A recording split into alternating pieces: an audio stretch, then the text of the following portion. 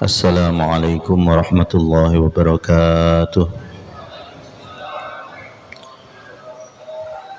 Alhamdulillah wa syukru ala ni'matillah. Allahumma salli wa sallim ala sayyidina Muhammad ibn Abdullah wa ala alihi wa ashabihi wa man tabi'ahudah. La hawla wa la quwwata illa billah, amma ba'dah. Masyayikhunal a'izzah wa ulama'inal kiram wa hadirin wa hadirat jamaah salat isya yang insyaallah akan bersama-sama melaksanakan sholat tarawih yang saya muliakan dan yang saya hormati. Al-iktifa wal ikhtisar. Allah subhanahu wa ta'ala berfirman, khalaqal insana min 'alaq. Amma ba'd.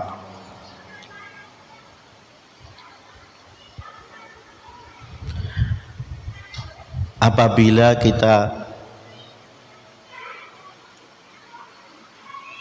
terjemahkan dengan bahasa kita,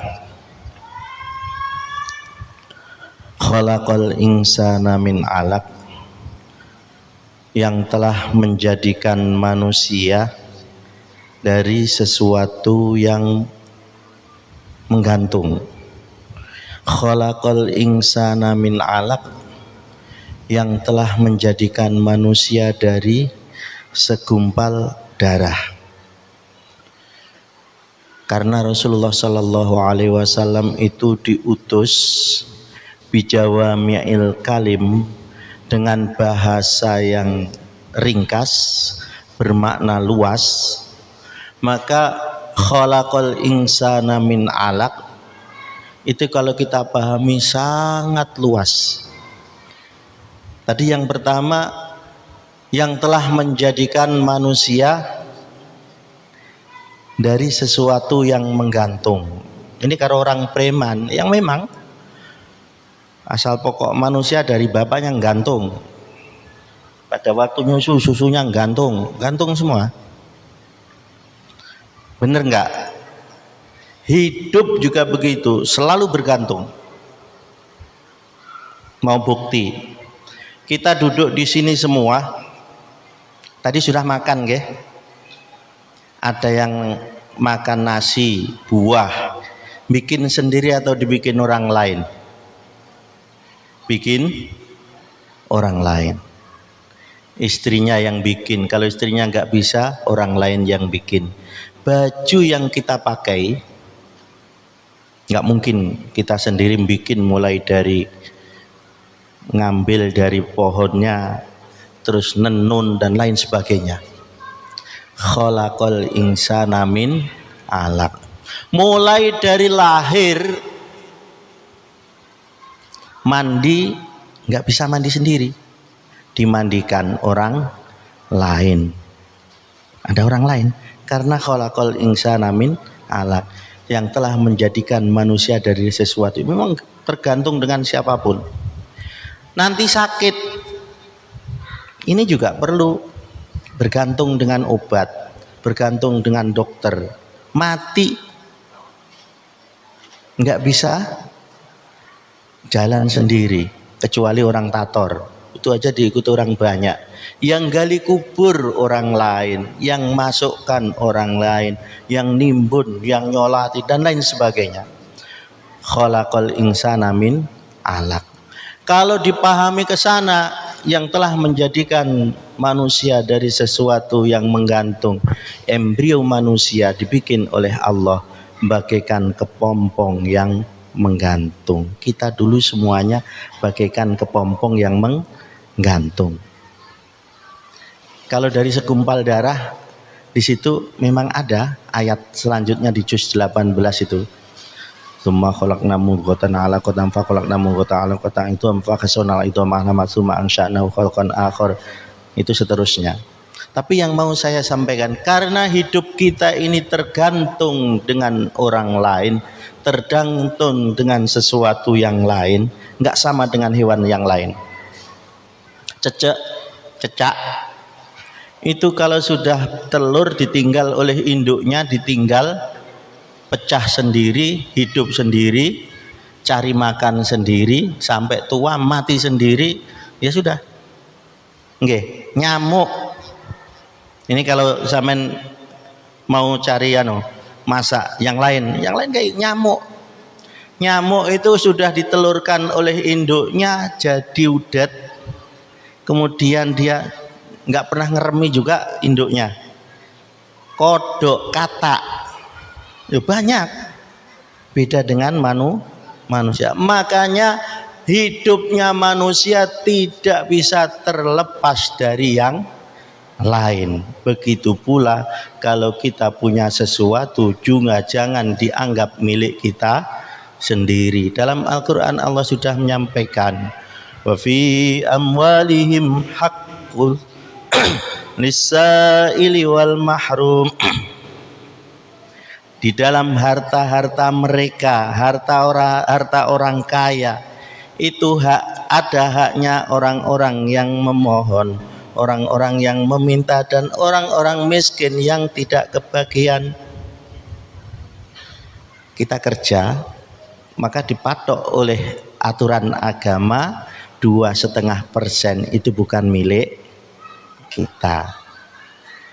2,5% bukan milik kita. Alasannya mana? Kita hidup tidak bisa sendiri. Makanya kalau punya apa-apa jangan dimiliki sendiri. Kira-kira masuk akal? Kayak gitu loh, gajinya sudah banyak, sudah di atas yang lain kekayaannya. Itu pura-pura kalau Ramadan kayak gini nyepi, nggak mau ketemu tetangga, apalagi ketemu panitia zakat masjid, khawatir kalau dimintai. Nanti dimintai, Pak, zakatnya sudah, oh sudah saya kirim sana. Memangnya sampean dapat uangnya dari sana atau dari sini? Kalau dapatnya dari sini harus dizakatkan di wilayah sini. Boleh dibuang ke sana, tidak boleh lewat sepertiga. Andai kan sampean zakat keluarnya 3 juta, maka seandainya sampean kirim ke kampung tidak boleh melewati 1 juta. Yang 2 juta harus buat mensejahterakan rakyat yang ada di sekitar kita. Sampean meraupnya dari sini, zakatnya di sini, sejahterakan orang sini. Kebetulan sampean dikasih oleh Allah rezeki yang lebih, sehingga ada tetangga jarak 1-2 rumah yang kurang beruntung. Kita gajinya per hari 100.000, mereka ada yang per hari 50.000, mereka per hari ada yang 20.000, kadang nggak dapat apa-apa.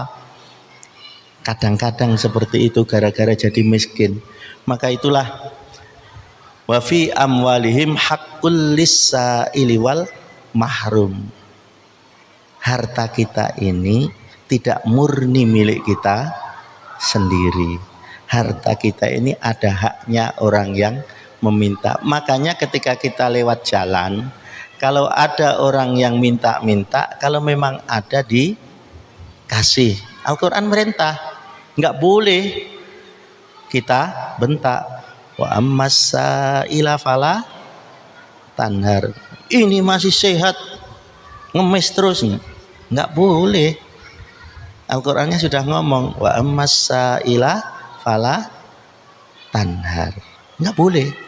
Kalau punya dikasih, nggak punya ya sudah. Punya tapi global, merah semua, nggak ada recehan mas, ngomong gitu aja.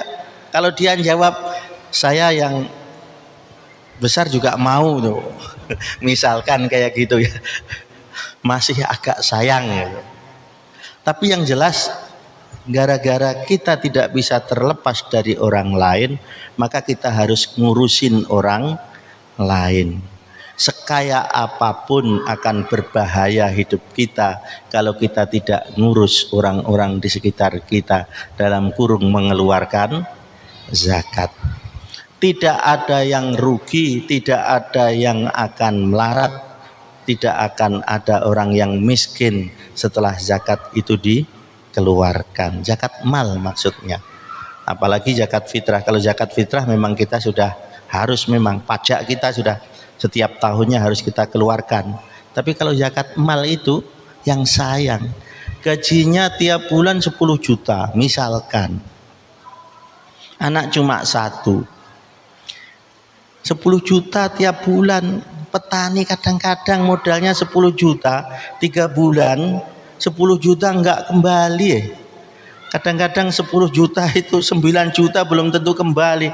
Kadang-kadang bangkrut bener. Petani itu kalau ada untungnya suruh bayar zakat, ada nisabnya. Kita yang kerja karyawan setiap hari kita kerjanya lebih enak, kadang tempatnya di AC, gajinya lebih besar, kadang-kadang sayang. Hitungan matematika kita padahal lebih kaya. Orang pelit itu adalah orang yang hanya mengeluarkan zakat. Orang pelit itu. Lah kalau orang yang tidak mengeluarkan zakat, itu namanya nyelirit itu. Kalau pelit itu yang hanya mengeluarkan zakat. Kalau mengeluarkan zakat itu berarti bukan apa-apa, karena itu bukan harta kita. Kadang ada orang yang sudah mengeluarkan zakat, di masjid saya keluarkan segini, itu bangganya bukan main karena sudah mengeluarkan. Itu bukan harta Anda, itu hartanya memang orang lain yang lewatnya dititipkan kepada Anda oleh Allah. Makanya diberi peringatan tadi di dalam satu ayat tadi. Mudah-mudahan yang saya sampaikan ada faedah, ada manfaatnya. Paling tidak tadi diumumkan masalah zakat, sehingga yang masih belum bayar kemana-mana, alangkah baiknya zakat untuk kampung sendiri, untuk wilayah sendiri, supaya sejahtera masyarakat yang ada di sekitar wilayah kita sendiri. Kurang dan lebihnya mohon maaf. Wallahul muwaffiq ila aqwamit thoriq. Assalamualaikum warahmatullahi wabarakatuh.